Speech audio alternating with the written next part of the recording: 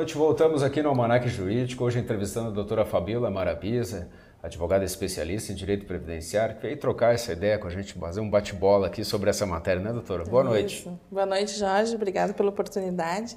Obrigado por tê-la aqui. E, doutora, já indo para o nosso assunto, aliás, um assunto tão longo, tão comprido, tanta coisa, né? Isso. Doutora, já são, direito previdenciário, né, doutora? Já são gerações que já viveram as mazelas do direito previdenciário, de processo administrativo, perícia, pensão, pecúlio, isso tudo. Doutora, tem alguma coisa assim nova que a gente pode hoje contar aqui para o nosso telespectador sobre essa matéria?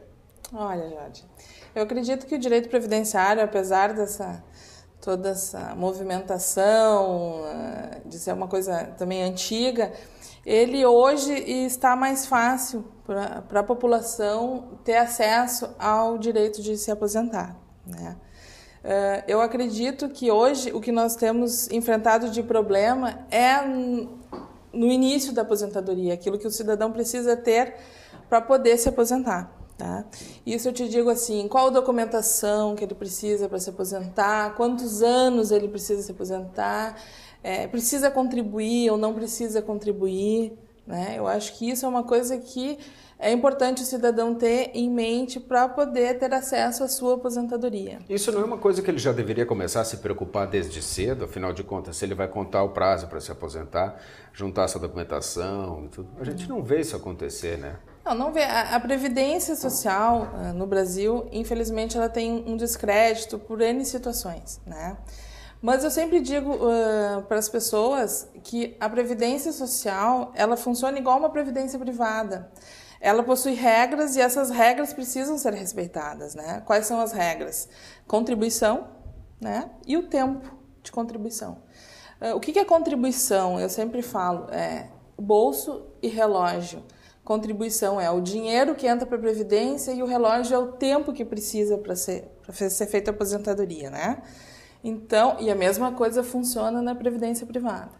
Então, tu precisa ou estar trabalhando com a carteira assinada, que isso conta o tempo, que tu vai contribuir através da retenção junto com a empresa, ou tu precisa, como autônomo, como empresário, ter a sua contribuição que é feita através dos carnês. Então, no momento de te aposentar, como é que tu vai comprovar o tempo? Através da carteira de trabalho e dos carnês. É feita uma contagem com o tempo. Como é que tu vai comprovar a contribuição?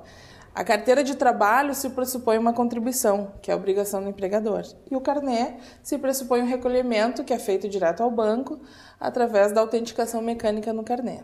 Inclusive, hoje, tu pode tirar as guias diretamente pela internet, no site da Previdência Social.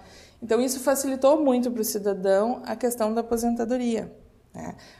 E o que eu alerto muito as pessoas, isso é muito importante, é que carteira de trabalho, por mais antiga que seja, ela é um documento importante, ela precisa ser guardada. Porque hoje tu encontra dificuldade, como é que tu vai comprovar teu tempo de serviço de 1970, de empresas que fecharam, né? Nós enfrentamos de empresas que faliram. Existem. Se por sorte tu tem, a contribuição foi feita e está no registro do INSS, tu tem meio caminho andado. Agora, e se não tem? E tem algum outro documento que a pessoa pode pedir para o seu empregador, que ela já vá guardando, como um documento paralelo à carteira de trabalho? Olha, o ideal sempre é a carteira de trabalho, tá? Nesses casos, ela pode pedir cópia da folha do livro de registro de empregados, isso funciona, porque aquilo ali é um documento oficial. Né? Sim, fiscalizado, inclusive. Exatamente. Né? Então, isso já serve para, pelo menos, provar o vínculo, né? Fazer o recurso administrativo faz sentido? Olha... Temos chances antigamente não fazia muito sentido. Antigamente, tu fazia um recurso administrativo, demorava, às vezes, 5 anos para vir a resposta.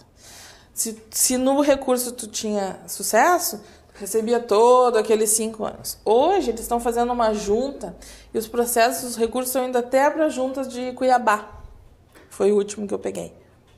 Daqui, foi lá para Cuiabá e voltou mais rápido de um processo administrativo que nós tínhamos aqui, que foi para Porto Alegre e voltou. Então, faz sentido, porque a junta está fazendo análise verdadeira, uma coisa fundamentada, né?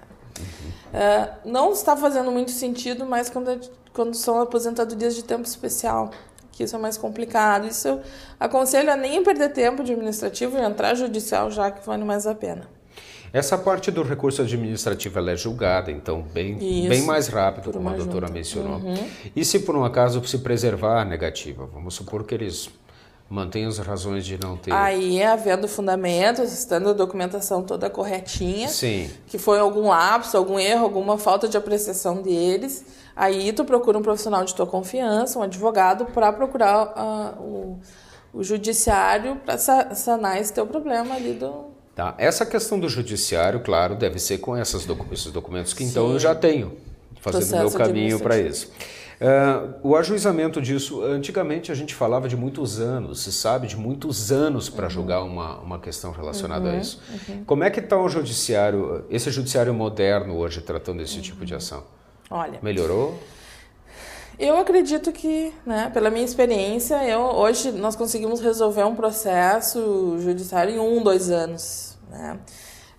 Por situações mais... Em casos, um exemplo, se tu me permite, auxílio-doença. O INSS, quando vem, nós pega a cópia do processo administrativo, faz o processo judicial. Primeiro ponto, o juiz vai ver se o processo está bem instruído. Tendo uma instrução correta, ele vai marcar uma perícia judicial, que é feito um médico especialista naquela doença que tu está apresentando, uma doença incapacitante. Marcada essa perícia e vendo uma resposta positiva, o juiz já chama o INSS a acordo e o INSS tem vindo ao acordo. Por incrível que pareça. Também uma coisa que me surpreendeu quando começou.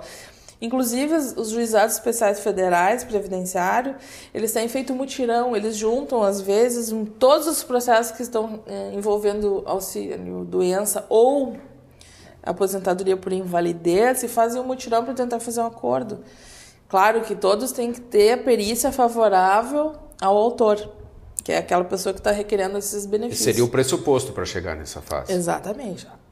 Para tu ter direito ao auxílio, doença ou aposentadoria por invalidez, tu tens que ter uma doença incapacitante. O que é uma doença incapacitante? É aquela doença que não te possibilita trabalhar, que te incapacita para o trabalho, que te impossibilita de fazer alguma coisa que te gere alguma renda. E aí o INSS está aí para suprir.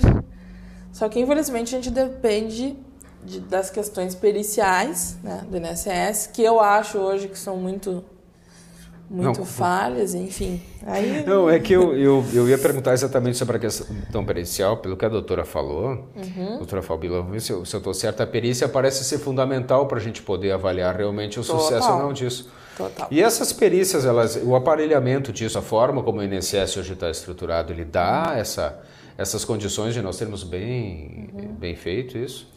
Eu acho que hoje os peritos eles têm sofrido com essa questão da agressão dos periciados, né? Falam muito em excesso de serviço também, né? E eu acho que eles, por um lado, eles têm razão. Sim. Certo? Nada justifica aquele estresse que o periciado sofre e acaba por agredir os peritos. Eu acho que realmente, nesse ponto, eles têm razão.